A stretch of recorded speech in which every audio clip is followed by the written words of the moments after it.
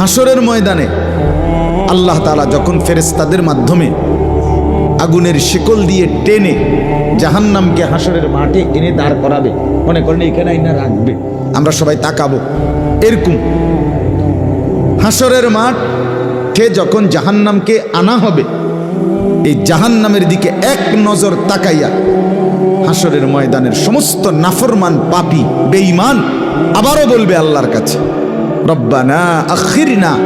ইলা আজালিন করিব, আল্লাহ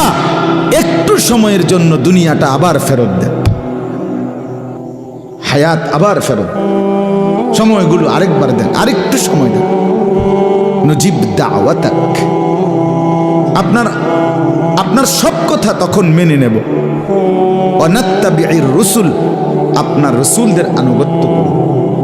আল্লাহ বলবেন না, না বান্দা, এখান থেকে কাউকে আর ফেরত